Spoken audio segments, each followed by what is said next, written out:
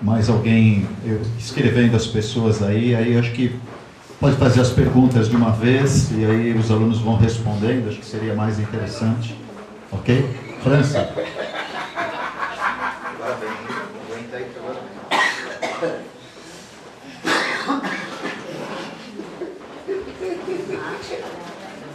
Pode dormir numa hora dessas, hein? Vocês falaram que várias vezes que não tem voz. O que vocês, a partir de toda a situação, estão se organizando para passar a ter voz? Um pouquinho mais alto, por favor. Vocês falaram que não tem voz, eu falei sem voz. Os jovens se manifestaram aqui dizendo que não tem voz. Várias vezes isso foi bem forte, né, na fala deles. O que eles três, ou as pessoas do movimento com eles, a partir disso fizeram para passar a ter voz? Criaram um site, escreveram artigos. A gente viu a entrevista dela, Fernanda? Patrícia, quase igual. Mas deram entrevista, mas fora da entrevista, o que vocês estão fazendo para passar a ter voz? Isso é uma questão. O que vocês, vocês falaram que não tem voz, o que vocês estão fazendo para ter voz? Uma questão. Vocês falaram bastante do problema da apostila, né? A escola, a aula bem apostilada, tal, tudo apostilado. Se eu fechar a apostila e passar a usar livro na escola de vocês, resolveu o problema? O problema é a apostila? Não sei, uma pergunta. Se eu tirar o álcool e puser qualquer um outro, de esquerda, de direita, o que isso interfere no cotidiano da sala de aula? É outra pergunta. Então assim, a voz, site, o que vocês criaram, se não criaram e tal. Se eu tirar a apostila e puser livro, se eu tirar livro, tirar a apostila e puser internet, usar a internet para dar aula, isso vai mudar alguma coisa? Não sei. É outra pergunta. Que curso superior vocês pretendem fazer? Não pretendem? Os colegas de vocês, o que eles manifestam sobre curso superior? Tá?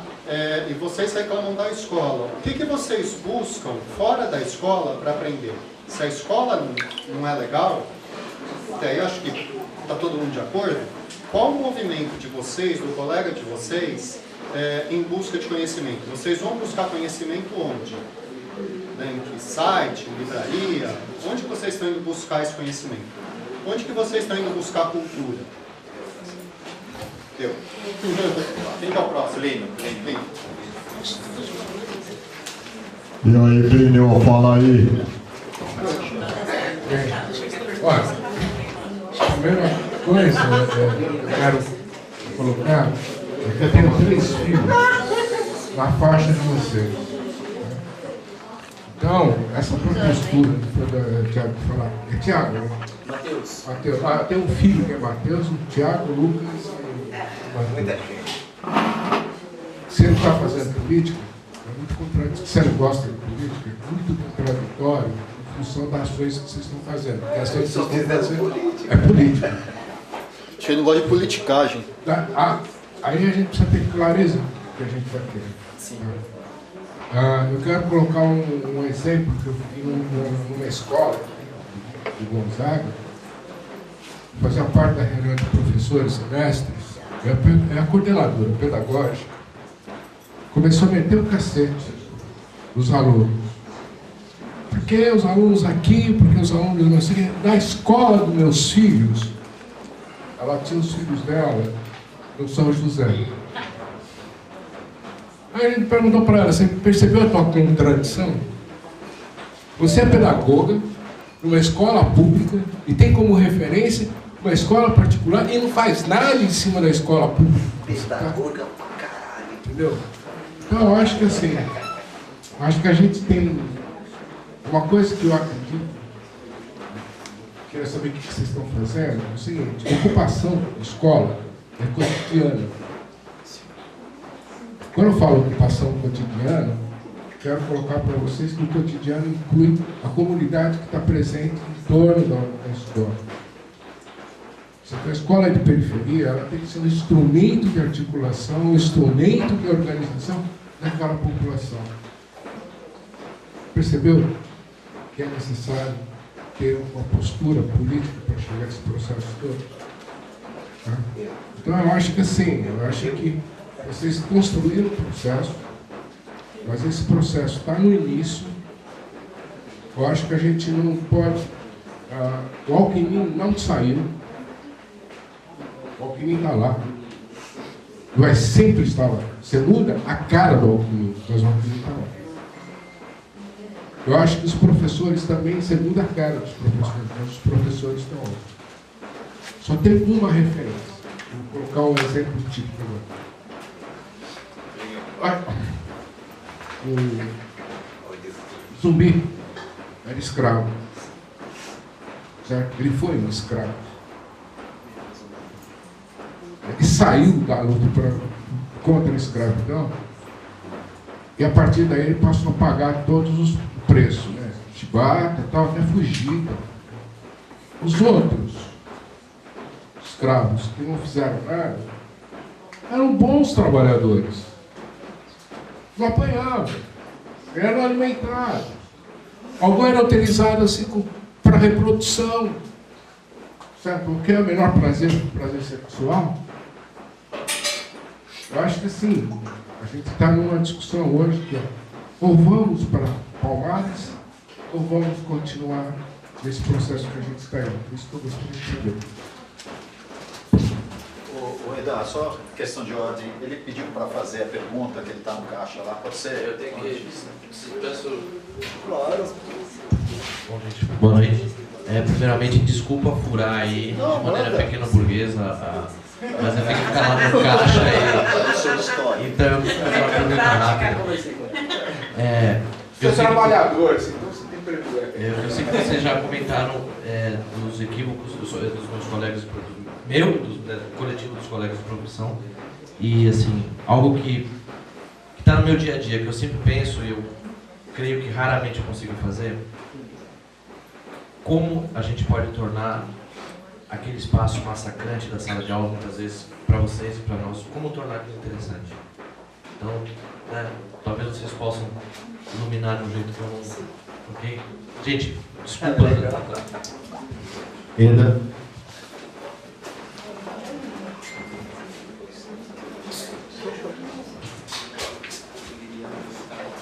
Olha, na verdade, a minha pergunta é muito simples. Aproveitando esse momento que a gente está agora em vésperas de eleições em nível estadual e municipal, eu queria saber se vocês se sentem representados ou por algum partido, por algum movimento, por alguma instituição.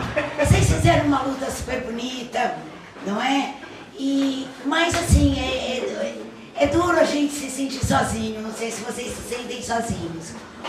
Se por um acaso vocês não estejam se sentindo representados, como vocês gostariam, como vocês desejam que vocês pudessem ser representados? É isso. Johnny. Boa noite. Minha pergunta é uma breve perguntinha aqui. Qual a diferença de visão de vocês sobre o ensino, pré-ocupação e pós-ocupação? Você? Na verdade, eu queria fazer umas colocações assim, e depois uma pergunta no final, né, dessa questão da educação, que ela já é um processo histórico, né, esse desmonte da escola pública. Ela não começou nem com o Alckmin, né, e nem começou aí agora com o Temer, como a gente quer depositar na conta, na questão do partido, da escola sem partido. Claro, isso aí é o capital chegando e acirrando lá de vez, né. Mas desde 2015, com os ajustes fiscais, né, do governo federal, que era o Partido dos Trabalhadores, né, FIES, ProUni, né, as FATECs, começaram a arrochar e começaram, né, um monte de alunos, né, bolsistas, perder questão de moradia nas faculdades. A Unifesp aqui mesmo, não sei se vocês acompanharam, perdeu um monte de recurso, né, em esfera federal, com isso, Bolsa Moradia, sem contar os trabalhadores, né? E os primeiros foram os terceirizados que começaram a ser enxugados na universidade. Então isso tem a ver com todo um processo de desmonte da educação pública que atinge diretamente para os alunos, mas também vai pegando trabalhadores que não são só professores, que vêm o setor terceirizado e tudo mais. E aí é um processo bem amplo, né?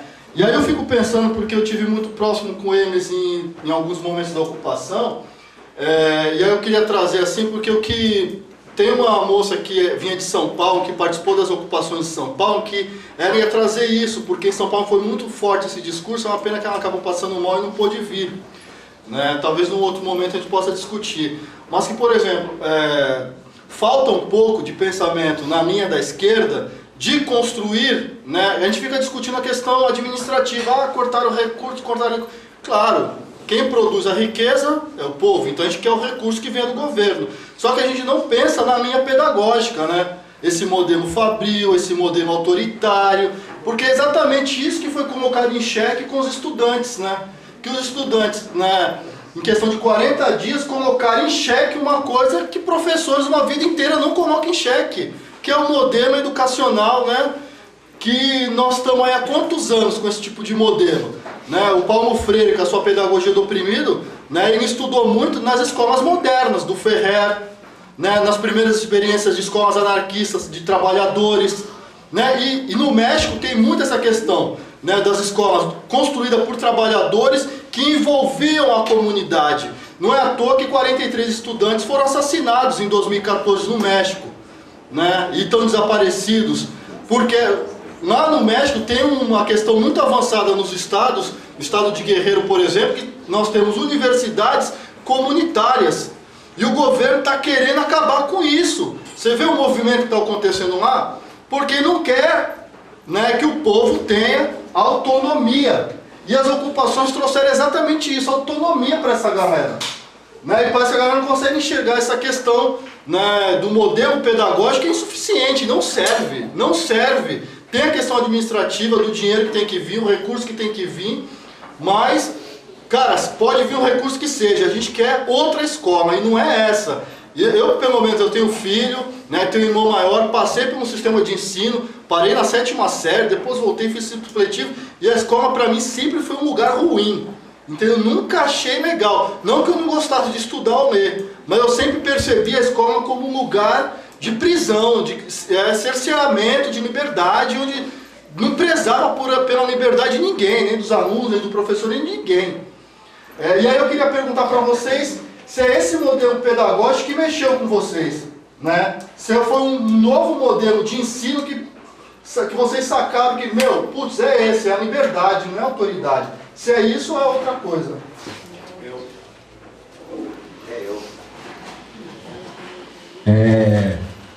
Eu não ia comentar mais, vou falar, já que o rapaz introduziu. Ele está falando um pouco da ontologia do ser social, o que transformou, o que as pessoas levam as pessoas a pensar. Foi muito interessante na fala de vocês e que várias vezes vocês comentaram, agora eu penso, né?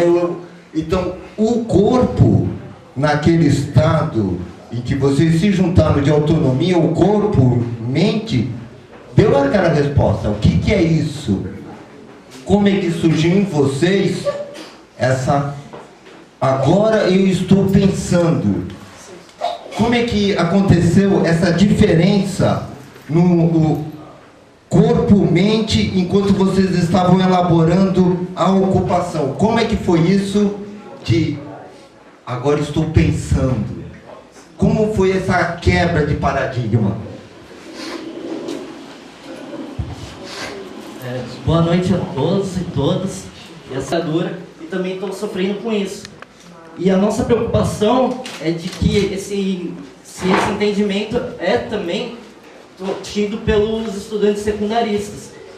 E se vocês acham que sim, que faz parte, que é uma luta, que é dos secundaristas e é de vários outros setores da sociedade, qual é a proposta de vocês de juntar? Será que a gente consegue construir uma pauta mais unificada com outros setores, com os outros trabalhadores que estão aqui, com os outros o resto da população. Se tem algum plano para isso, se vocês têm um projeto disso, qual a avaliação de vocês? Queria falar duas perguntinhas que vão se interligar um pouco. Me formei no ensino médio há 1 ano e meio, então eu vivi um pouco aí recente no ensino médio. E eu queria perguntar para vocês como é que foi a organização, o diálogo para tornar esse movimento forte, né? Porque assim, no meu período de estudante no ensino médio, eu participei de Grêmio, participei de alguns movimentos, só que o Grêmio ele servia para organizar a festinha junina e arrecadar fundo para, sei lá, para formatura, algo do tipo. Eu queria saber como é que foi essa... deixar o Grêmio mais político, como é que foi esse diálogo com os alunos, com os professores. E a outra pergunta é como é que foi tipo, o diálogo com outras escolas, porque assim, eu estudei na ETEC de Cubatão, e a ETEC ela propõe todo meio do ano, se eu não me engano, a Semana Paulo Freire, que é uma semana em homenagem a Paulo Freire e tudo mais. E esse ano, com toda essa coisa da ocupação, a galera do 3º ano lá, que eu mantenho contato ainda, eles prepararam uma semana falando da ocupação. E a diretora ela reprimiu eles, pediram para eles cancelarem, não falar nada sobre e tudo mais. A diretora foi com medo de uma ocupação, fechou o portão principal para evitar alguma coisa do tipo. Os seguranças da escola, que era da empresa privada, também já ficaram instruídos a barrarem os alunos caso eles fossem tentar fazer alguma coisa e tudo mais. E eu senti eles um pouco, sei lá, meio que desolados, meio sozinhos. Queria saber como é que foi esse diálogo de vocês que ocuparam, tiveram essa participação com outras escolas. Oi, minha pergunta é meio parecida com a dele, só muda um pouquinho. Eu estudo história, vou ser um professor, espero que não seja um professor de merda, mas a gente batalha para isso, né?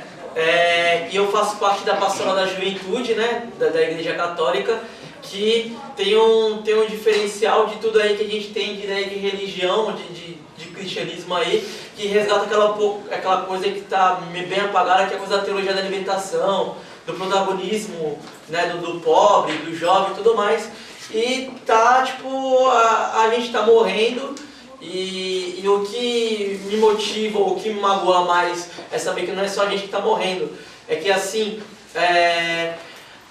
tudo que é movimento social, tudo que tá ligado à juventude, tudo que tá ligado ao estudante de maneira em geral, tá se esfarelando, né? Tá se desmantelando. E as pessoas estão cada vez mais egoístas, enfim. A minha pergunta é se vocês, de alguma forma, têm um espaço como esse aqui, alguma coisa parecida com essa, um ambiente como esse, só que voltado aos jovens, aos alunos, porque os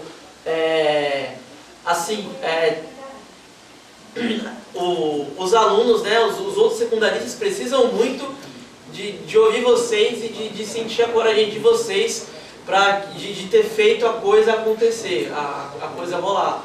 E enfim, mais do que a gente aqui, que já é velho, barbado e tudo mais, né? Mas esse espaço aqui é muito importante, mas assim, os alunos eles precisam muito ouvir vocês. Eu queria saber se isso está acontecendo. Eu estou inscrito também, né? Então eu vou só fazer na verdade fazer uma constatação e depois deixar os alunos falarem, né? Assim, essa ocupação e essa participação dos alunos só foi possível por uma briga que a gente fez algumas décadas atrás, que foi uma briga difícil, né? Uma briga que não era contra a administração, que não era contra o supervisor de ensino, né? Mas era contra uma ditadura forte e terrível.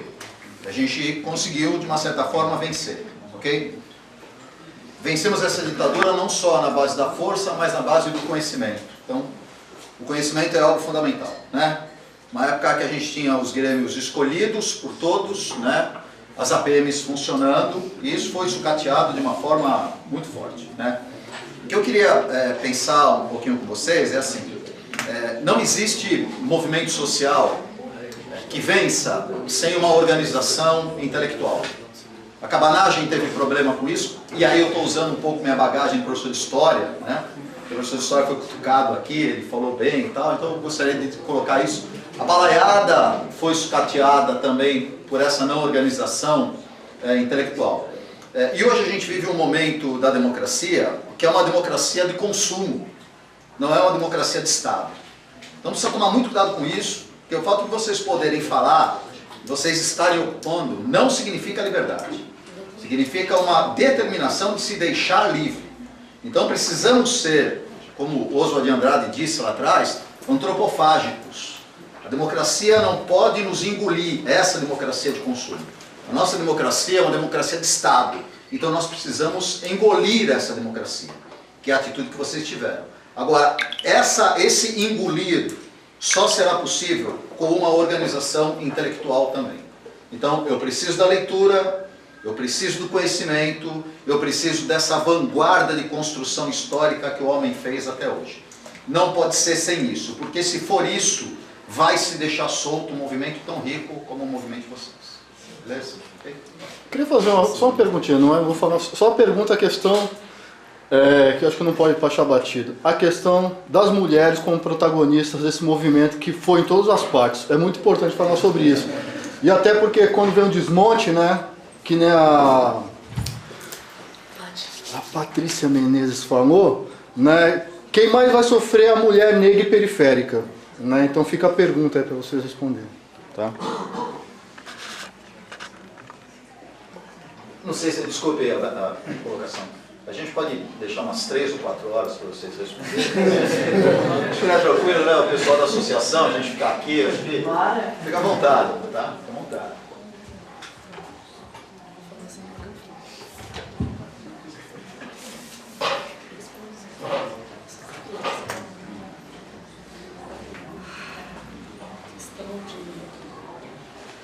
A questão de estar sem voz, que o França perguntou, ele nem está aqui. É isso mesmo. Então eu vou pular então. Pô, responde, caralho. Pode responder, vai estar gravado ali. Ah, beleza. Ah, tá. De estar sem voz.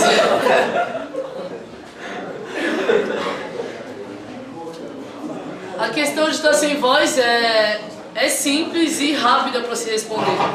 É igual a gente falou aqui muitas vezes. O professor não te dá a oportunidade de conversar com ele. Aí que está o erro. O erro não está na gente. O erro às vezes está muitas vezes no professor, entendeu? É que depende muito, né? Eu não posso generalizar e dizer que todos os professores pensam dessa forma, que não vai ter diálogo, que não é desse jeito, que aluno não tem voz. Não. Eu estaria mentindo se eu generalizar e dizer que todos pensam assim. Mas muito. E a gente encontrou isso bastante. Opa, ele chegou ali, não sei. Não, é que eu tive que ajudar o caixa.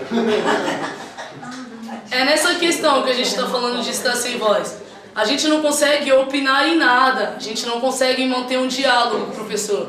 E muitas coisas são resolvidas, às vezes, na base da conversa, entendeu? Às vezes o aluno chega na escola e senta com a cabeça baixa, ao invés do professor perguntar o porquê que ele está com a cabeça baixa, o que está acontecendo, se ele teve algum problema em casa, o professor não vai fazer isso, o professor vai fazer o quê? Ó, amigão, você não quer assistir minha aula? Se retira. O aluno vai dizer o quê? A gente não sabe o que ele passou em casa. Não sei se ele acabou de discutir com os pais dele, se quando terminar as aulas ele vai poder voltar para casa. Se os pais deles não mandou ele embora de casa. São situações que acontecem que pode ser que com a gente não aconteça e tal, mas tem pessoas que acontecem, tem pessoas que necessitam bem mais, sabe? Tipo, de uma atenção.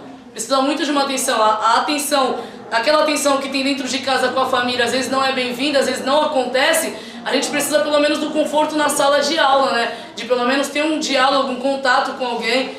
A gente é ser humano. Acho que nessa questão de não ter voz é mais frisado nisso. Que a gente não aparece, a gente é excluído. A gente não opina nada dentro da escola. O que tiver que ser resolvido vai ser resolvido na direção. E vocês não têm poder de voz nenhum. Vocês não podem falar nada, entendeu? E isso já se encaixa na questão do pensar, que foi uma outra pergunta também que foi feita, como é que a gente começou a descobrir que a gente podia pensar. Pô, acho que o ser humano, quando ele começa a apanhar ali, porque a gente só apanha, né? Apanha, toma no lombo, faz igual zumbi, gente. Chega, né? Não é assim, eu vou ficar apanhando até quando? Acho que já deu, né? Eu acho que foi exatamente dessa maneira. Já deu, chega, não aguento mais. Eu acho que não é assim. E a gente foi descobrindo coisas, lendo e pesquisando e descobrindo coisas durante a ocupação, de que a gente tinha direito de muita coisa que a gente não sabia. Muita coisa mesmo. A gente botou a mão em alguns documentos para ler e saber que quando um aluno toma uma advertência, tem que ter a versão dele, explicar o que aconteceu e não. Simplesmente você está suspenso, vai ficar 3 dias em casa pensando no que você fez. E muitas vezes você não fez nada. Como assim? Vou pensar no quê? Vou pensar no quê? Entendeu? Eu cheguei na sala, discuti com meus pais, estou de cabeça baixa, o professor mandou sair da sala e me deu 3 dias de suspensão, gente. E aí? Como assim? O que eu fiz? Eu tenho que pensar no quê? E não abaixar a cabeça, e, sabe? Muitas vezes é que é isso, é exatamente isso. O professor esquece que o aluno é um ser humano, gente. Não é uma máquina, não é um robô que está ali sentado tantas horas por dia para aprender aquilo que você está passando e tal. E vai ser perfeitamente isso. Eu vou entrar, vou sentar, vou me interessar bastante pelo que você está passando na lousa e vou ficar satisfeita com aquilo. Não! Não é assim, entendeu? Acho que é mais nisso, no sentido da gente estar excluído, no sentido de não verem a gente na escola. É simplesmente isso. Não ver o aluno como tem que ser visto, sabe? De pedir uma opinião pro aluno. Aí, depois da ocupação, vem procurar o aluno, vem conversar com o aluno. Mas por quê? Aí a gente pensa, caramba, que legal, eles estão vindo perguntar o que a gente acha que deve ser feito de diferente para melhorar na educação, no ensino e tal. Mas muitas vezes não, sabe? Às vezes banaliza totalmente o que a gente está dizendo, dá uma risadinha, aquela risadinha de, vocês são aluno, não opinem nada, sabe? Aí depois da ocupação, essa risada muda. Depois da ocupação, essa risada é nossa, entendeu? A gente vai rir da cara deles. E é assim que tem que ser. A gente começou a pensar que podia ser diferente e que a gente podia dar a volta por cima e mostrar pra eles, não, tá aqui, a gente tá aqui, entendeu? A gente vai decidir como tem que ser decidido, o que tem que ser feito. Que também já caiu em outra questão, a gente falou muito, desculpa, já caiu em outra questão das faculdades. Eu estudo na Azevedo Júnior, numa escola pública, eu estou terminando o 3º ano agora e tal, só que eu conheço o pessoal de faculdade, graças à ocupação, eu conheci eles lá e tal, e eles me levaram para dentro da faculdade para eu entender melhor como funcionam as coisas lá dentro, e eles entraram em greve, porque eles passam pela mesma situação com a gente. Não é diferente, a precarização é bastante, os alunos que precisam de bolsa estão sendo cortados, fatiados, assim, ó, tipo, você quer um auxílio aluguel, você mora lá na casa do chapéu, volta pra casa do chapéu, aqui você não vai terminar sua faculdade, sabe, tipo, não tem condições, não vai terminar, sabe, tipo, é um problema imenso. E eu falei que essa questão já cai no bagulho da faculdade porque tem a paridade, né, que é aquela questão do o professor de faculdade, ele volta a 70%, né, ele tem o poder dele de 70%, o aluno 15% e o funcionário 15%, né? E é só um aluno dentro da sala para votar e só um funcionário, ou seja, funcionário e aluno, cadê vocês, entendeu? Tipo, só os professores vão votar, tá bom para eles, entendeu? O professor de faculdade que ganha 30 mil reais, entendeu? Que tá incluindo um monte de coisas com o reitor e tudo e começa a ganhar ali por baixo, que a gente não é burro, né? Eles pensam que a gente é burro, que a gente não pensa. Mas as atitudes deles mesmo fazem a gente pensar. Eu acho que isso tinha mesmo que acontecer, sabe? A gente tinha que passar por uma retaliação, por uma coisa assim, porque senão a gente não ia acordar, sabe? Eu principalmente, nunca liguei pra escola. Eu sempre achei muito frágil o ensino, eu sempre achei uma porcaria. E depois que eu passei pelo período da ocupação, eu vi que a gente pode mudar isso. A gente pode fazer diferente. Acho que depende da gente, sabe? E os alunos da faculdade não fizeram diferente. Estão entrando em greve, sim, a Unesp, que é a faculdade que eu costumo frequentar, está em greve também e eles estão atrás das conquistas deles, entendeu? Porque essa questão de que um professor volta a 70% e um aluno volta a 15%, por quê? Porque se o corpo estudantil, gente, é eterno. O corpo de um professor não é, o corpo estudantil é eterno.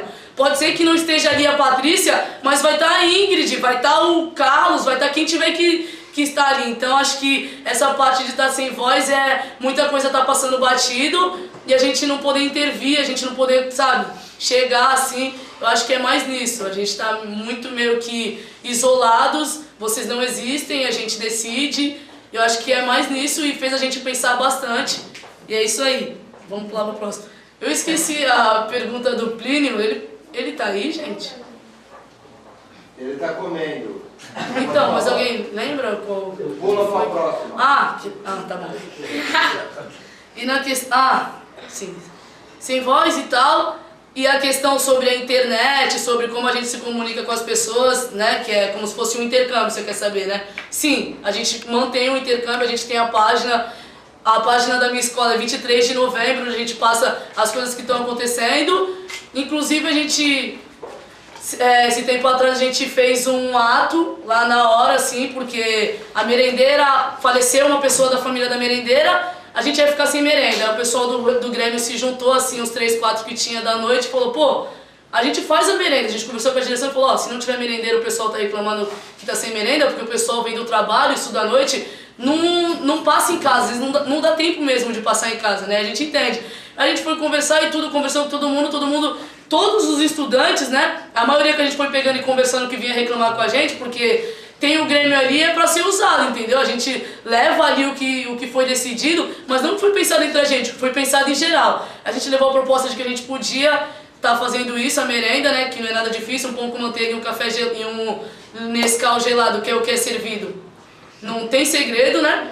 A gente na ocupação cozinhava para 30 negros e fazia aquelas panelas enormes sem nunca ter tocado no fogão industrial. Então a gente não vai saber passar uma manteiga no pão. Beleza, eles negaram a proposta e disseram que a gente não podia entrar dentro da cozinha para estar fazendo a merenda para eles. Aí a gente, caramba, o que a gente vai fazer? Como assim o que a gente vai fazer? Vamos perguntar para todo mundo, né? Às vezes surge uma proposta ali, todo mundo gosta. Aí a gente foi perguntando, assim, conversando, né? Aí uma aluna lá teve a proposta de que todo mundo tinha que levantar da sala, de todas as salas, e se recusar a fazer lição e ir embora, porque o portão à noite fica aberto, né? Ir embora, e quando a gente passa pelo portão tem que ter um motivo, e o motivo é estamos com fome. A gente vai embora porque a gente está com fome, entendeu? Aí beleza, a gente jogou essa proposta, foi aceita, todo mundo achou que devia ter feito isso mesmo, e a gente fez. Na hora, levantamos, guardamos as coisas, demos um motivo todo mundo lá que estava com fome, e no outro dia a gente foi pra escola e tinha outra merendeira lá. Isso foi o máximo, assim, ó, tipo, a gente fez, obteve o resultado, e aí? Tá ligado? Tipo, e aí, rapaziada, vocês viram que a gente tem voz? Vocês viram que é desse jeito que tem que ser feito? Vocês viram que se a gente não mostrar que a gente tá aqui, que a gente tá incomodado e não tem uma merenda, não vai brotar do chão? A gente tem que correr atrás, né? Então acho que isso foi despertando cada vez mais a noção de que a gente precisa se comunicar, de que a gente precisa estar junto, de que a gente precisa estar ali e mostrando pra eles que não vai ser eu que vou ficar falando sozinha, que não vai ser ele que vai ficar falando sozinha, que todo mundo vai falar junto, que tá todo mundo com o mesmo pensamento, é melhoria pra todo mundo. Então, mas esse lance do sem voz eu vou ter que falar um pouco. Que depois da ocupação, não que a gente percebeu que a gente tem voz, mas a gente começou a ter atitude. É isso, tipo, um professor tá falando algo que a gente não concorda, a gente tem a atitude de dizer, não, peraí, a gente não concorda. E discutir. O lance é atitude. A gente descobriu que a gente pode ter voz lá dentro e a gente pode discutir a favor daquilo que a gente defende. Tem um professor de física que ele é um bom professor, assim, de conteúdo, e só que ele é um cara muito machista e no final das contas eu e uma professora de física discute todas as aulas sobre alguma coisa. E a aula quase sempre não flui. Tipo, o conteúdo dele não flui porque fica eu e ele discutindo e a sala inteira, tipo, ouvindo. Só que a questão é que no meio do conteúdo que ele está explicando, ele fala alguma coisa machista, ou ele, no primeiro dia de aula, ele chegou falando que se precisar chamar a polícia, ele chama, que ele já fez isso, até brigou com o Johnny no primeiro dia de aula. Ele falou que o machismo não tem nada relacionado com a mulher, que o feminismo não existe. E daí, tipo, diante, ele explicando o conteúdo, ele solta uma dessa, não tem como não falar nada mais, saca? Depois da ocupação a gente viu que não tem como, a gente acaba falando, é mais forte que a gente. Se antigamente a gente ficava calado, hoje em dia a gente não consegue segurar. E é isso que eu ia falar assim. O curso que eu quero fazer é de Ciências Sociais.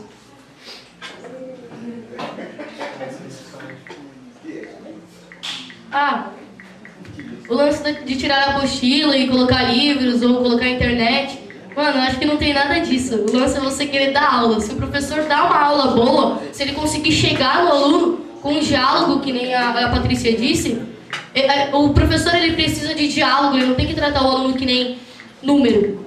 Esse professor de física, por exemplo, ele disse que ele é profissional, ele não precisa saber o nome dos alunos, ele não sabe o nome de ninguém, ele trata o aluno como número e não precisa, porque ele é profissional. Só que não é isso ser profissional. Profissional é você saber chegar no aluno de alguma forma, chegar no aluno é você abrir diálogo com ele e querer saber o que acontece com ele fora da escola e não só dentro da escola. Então, se você conseguir dialogar com o aluno de certa forma, você vai dar uma boa aula e não precisa ter apostila, você precisa ter a sua mente com o curso que você fez e conseguir passar para os alunos. Conseguindo passar para os alunos é isso, não precisa de material. O material é o seu conhecimento e a gente. É isso, é o professor e o aluno.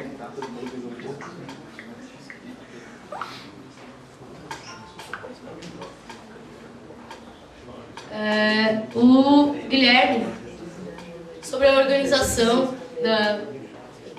para tornar o movimento mais forte e tal.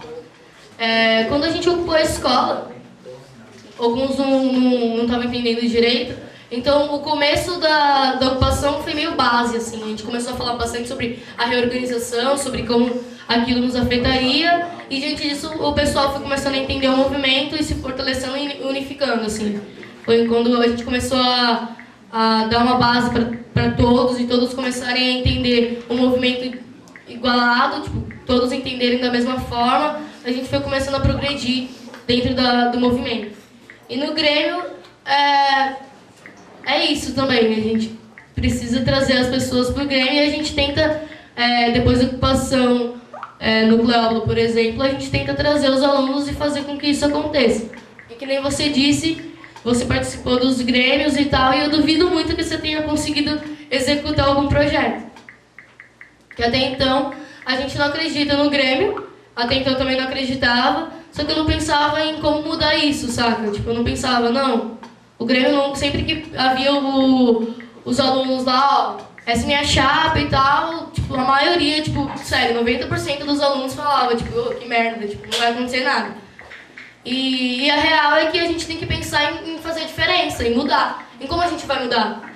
Então a gente tem que parar, refletir e falar assim, pô, se o Grêmio não aconteceu até agora, é porque algo não deu certo, que eles não conseguiram executar isso. Então a gente tem que pensar sempre em como conseguir. É algo que eu também aprendi, porque é algo que a gente está tentando fazer no Grêmio, mostrar para o restante dos alunos que o Grêmio pode acontecer.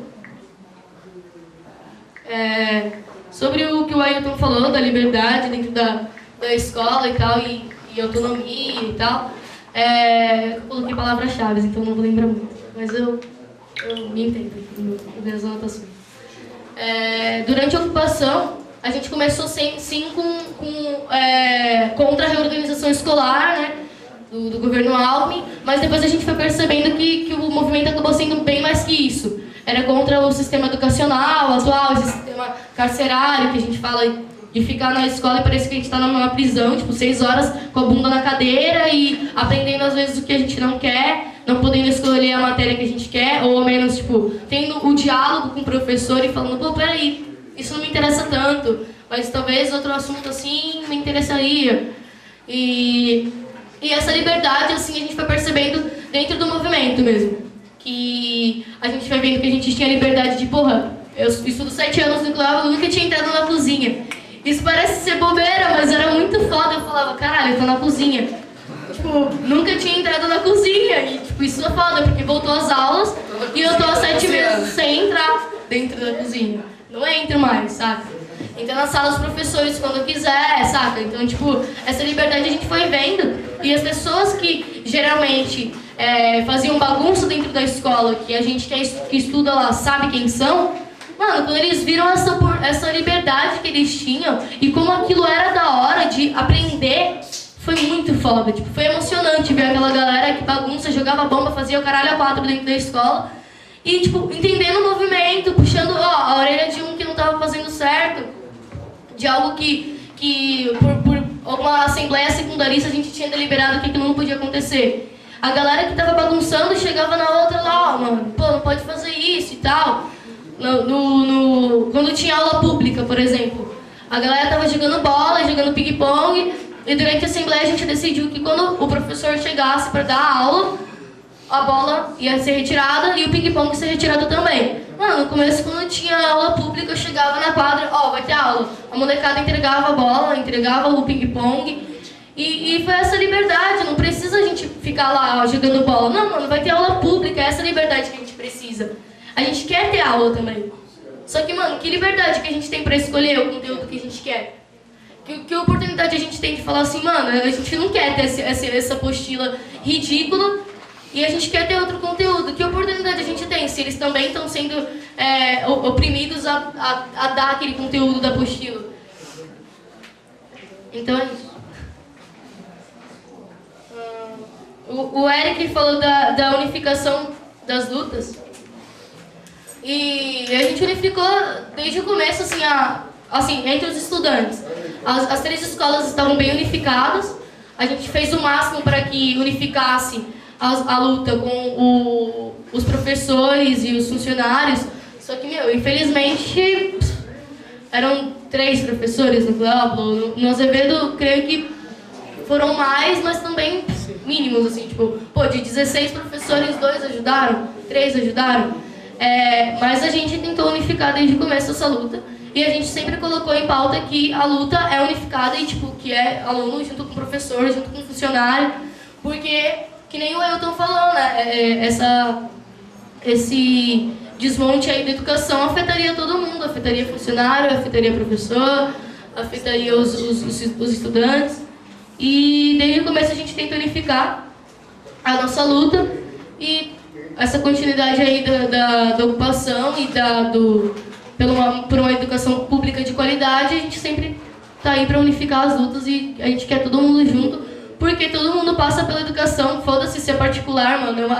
É particular, mas uma pessoa que estuda em escola particular com um pensamento todo alienado e manipulado, não é isso que a gente quer. Então, mano, não importa se você tem um ensino de escola particular, a gente quer um ensino de qualidade para todos e unificado, tipo, seja você um cara de classe média alta, seja rico, a gente quer unificar as lutas por uma educação pública de qualidade para todos, sem essa privatização, que aí a gente teria mais uma igualdade aí. Acho que eu vou passar pro Matheus responder algumas perguntas aí. Peraí. Eu quero mais uma vez agradecer ao Ailton. Porque ele é foda demais, mano. Quero palmas.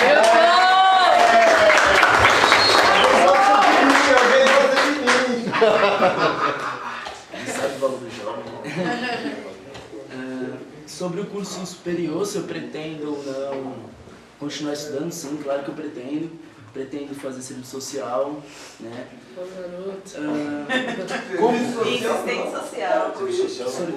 Assistente social. Como eu busco conhecimento, né? Como que eu busco os livros, estudando, a gente tem internet, né? Eu acho que os estudos dele tá na nossa frente. Se a gente quiser o conhecimento, não só tá na escola, a gente coloca a cara no livro, em casa mesmo, né? O tempo existe, então dá sim a gente, né? Uma pergunta de um amigo que foi, eu não sei o seu nome, mas se tira a apostila, coloca o livro, mas aqui não é a pergunta. Pode responder. Essa parte não entendo, essa sua. Ela é muito bonita, né? Vai. Eu tava bonita. Qual que eu respondi? Tá ao vivo, hein? Oi. Sobre o espaço voltado aos alunos. Que espaço voltado aos alunos? Quem respondeu essa? Quem perguntou? Eu não entendi qual. Eu já esqueci, já falei. Você perguntou se o espaço igual a esse aqui, né, existia para outros alunos. Assim, sei lá, um espaço esse para secundaristas. É mais ou menos isso que eu pergunto. Para discutir. Isso aqui. na verdade, onde a gente se organizava para discutir sobre isso? Se tem espaço. Se existe um espaço. A escola. Sim, existe, sim. Tem muitos centros estudantis onde a gente pode se reunir. Tem os CES, né? A gente tem autonomia de entrar lá dentro e, na verdade, a gente já foi até barrado para não entrar, então somos estudantes, então vamos entrar. Né? Vamos entrar nessas questões. A gente entrou e... Deixa eu entrar na pergunta, acho que a pergunta dele é interessante, é importante. Mas isso não faz parte da rotina de vocês hoje. A rotina é a gente ocupar uma praça pra gente poder conversar. A gente está ocupando sempre vários lugares, a gente não tem um espaço fixo, é isso Então que você a pergunta dele é essa. Não tem um espaço fixo, a gente está sempre se encontrando e sempre tendo reuniões, conversando. E porque a questão de ter um espaço, às vezes fica distante para você, mas fica perto para mim. Fica distante para ele e fica perto para outro. Então não tem espaço, ó, a gente está em tal lugar, vamos conversar sobre isso, dá para quem vir. Quem tiver disponível para ir, vai e conversa, entendeu? Mas a gente não tem um espaço. Da escola ou com outras escolas também? Na escola e com outras escolas. Mas na própria escola vocês não conseguem ter esse espaço? Não, na escola a gente tem a sala do Grêmio. Aí a gente resolve lá, conversa lá dentro e os estudantes que têm propostas de fora, eles vão lá dentro da nossa sala e falam, ó, acho que tem que ser mudado isso, isso e isso. É de se pensar, a gente faz uma assembleia geral, participa todo mundo que quer participar, diferente da gente estar puxando a mão de um ou outro para ir. Não, a gente não puxa a mão de ninguém. Ó, pessoal, a pauta é essa, é importante para você, vem participar. Não é importante se você acha que... Entendeu? É basicamente isso. Paty, e a questão dos partidos? Se vocês se sentem representados? Nossa, pode falar. falar. Não, eu vou me candidatar, porque eu me represento.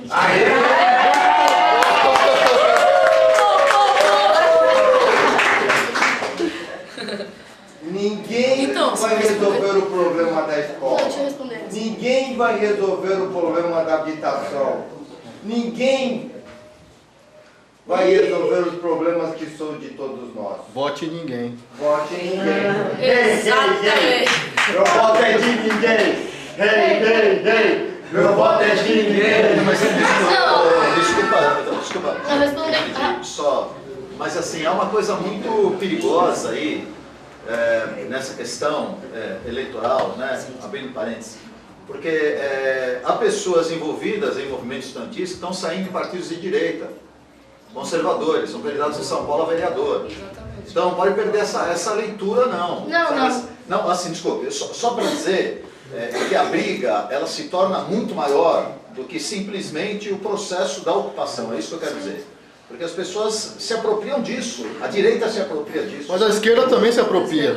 Tem esquerda que nem participou de ocupação e está se candidatando dizendo querendo representar a ocupação. Não precisa nem se candidatar, né? Em geral, todo mundo quer... Todo mundo agora vamos ocupar os espaços públicos. O jargão que é deles, criado por eles. Posso fazer uma intervenção? Deixa eu falar. Responder a pergunta na fala dela. Ah, não, pode ir. Pode? Pode. Uma coisa. A gente precisa tomar muito cuidado, porque o projeto em andamento é para acabar com eleições obrigatórias. Sim. Certo?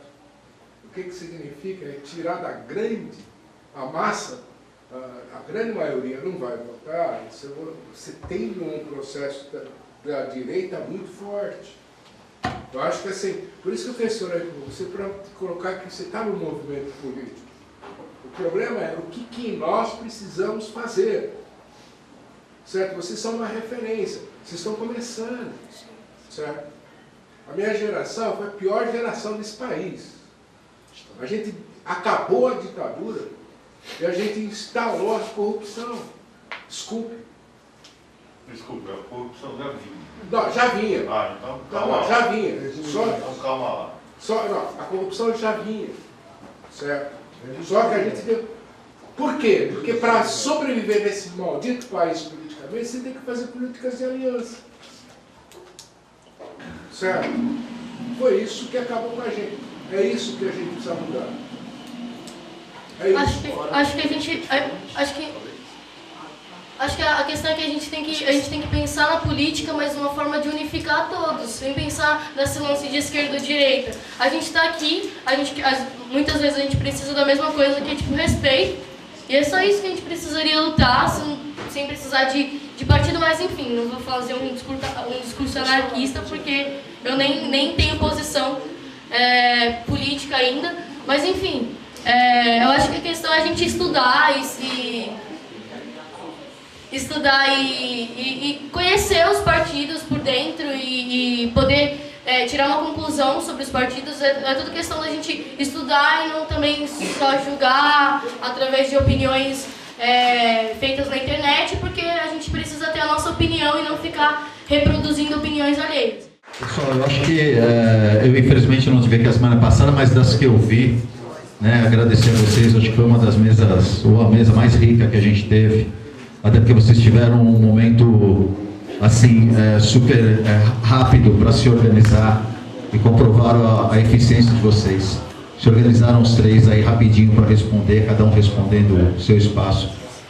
Queria deixar aqui para vocês, em nome da associação, né, para os alunos que estão aqui, para os professores, os colegas, os convidados, os camaradas da associação também. Alguém falou disso, aqui é um espaço de discussão, tá? Aqui está aberto, inclusive para vocês, está aberto no sentido político, está aberto no sentido da arte, da música, do cinema, da dança. A gente gostaria de tê-los aqui representando essa arte nossa, essa arte da juventude de vocês. Então, a Associação São Martim está aberta para que as coisas aconteçam, para que ela tenha vida. E ela vai ter vida com vocês aqui, né? Faltou as mulheres no movimento, né, gente?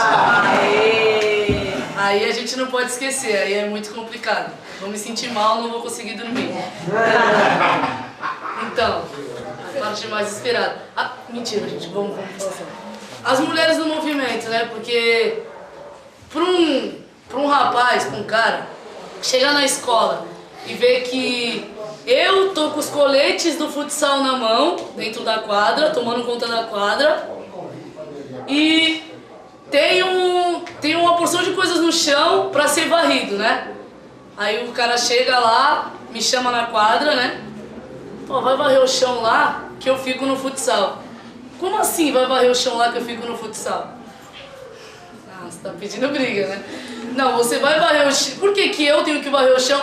Porque você é mulher. Pô, como assim? Eu sou mulher, você é homem, daí? Eu tenho que varrer o chão porque eu sou mulher? Não. Vou ficar aqui no futsal, você vai pegar a vassoura lá dentro e você vai varrer o chão. Entendeu? Porque o chão pode ser varrido por qualquer um. Por que só por mulher? Nossa mão é diferente? Nossa mão não é diferente, né? Então parou por aí. Aí os caras foram botando cada vez mais pé, porque sempre, velho, sempre, isso tá escrito, tá ligado? Tipo, tá estampado na nossa cara de que mulher é o sexo frágil, que não serve pra porra nenhuma, só pra cuidar de casa e sustentar os marmanjos. E sustentar os marmanjão, né? Além de levar 9 meses na barriga, tem que botar o vagabundo no mundo e ensinar pra ele a ser gente. Beleza.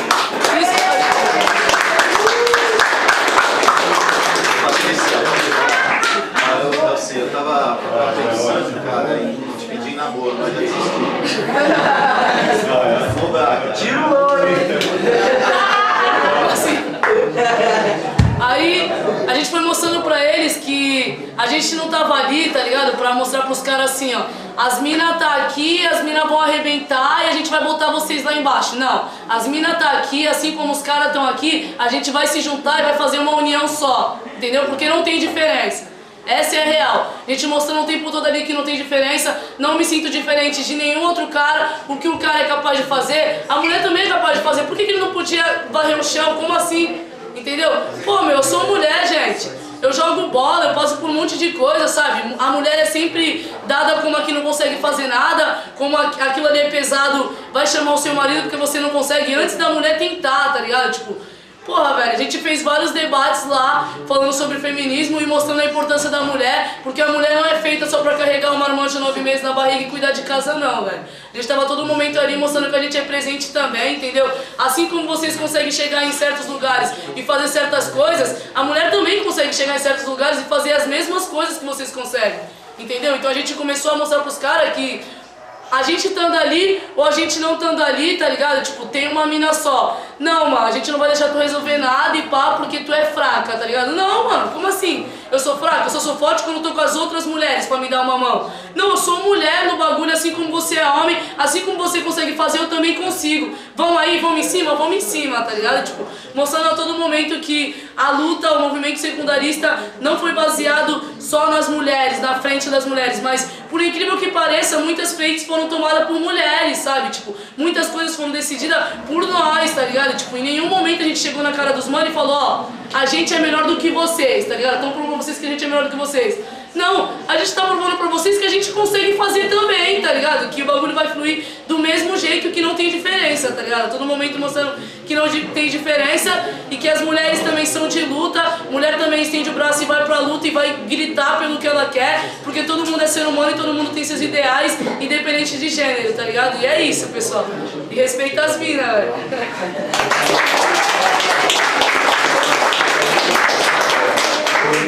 Vou falar mais um pouco, das minhas. Não, acho que eu vou falar algo. No começo da ocupação, a gente percebia que tinha muita mina na cozinha. Muito mais, assim, muita mina na cozinha.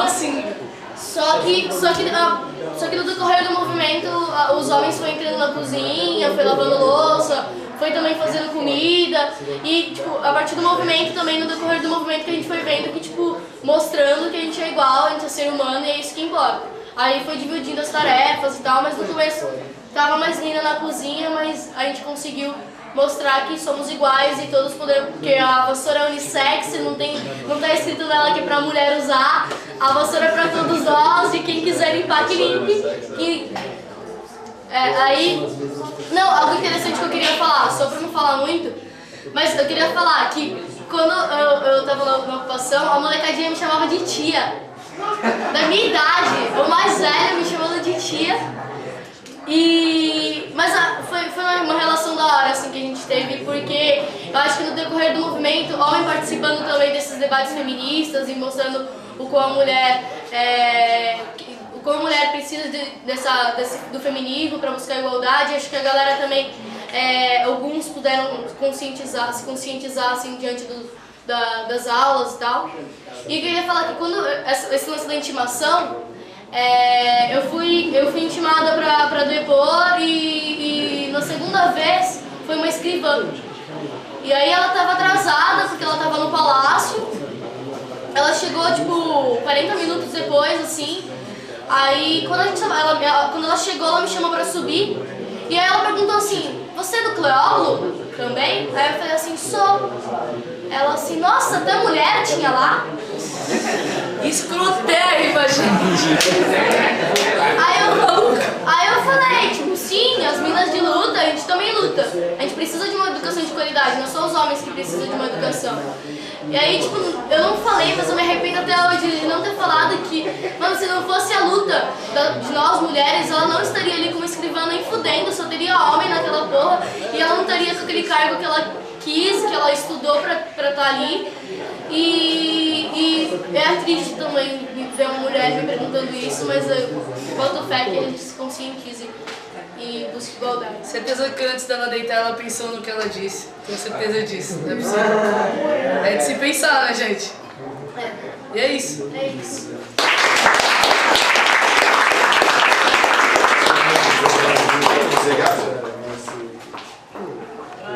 Não. Gente, boa noite a todos. Obrigado pela participação. Valeu.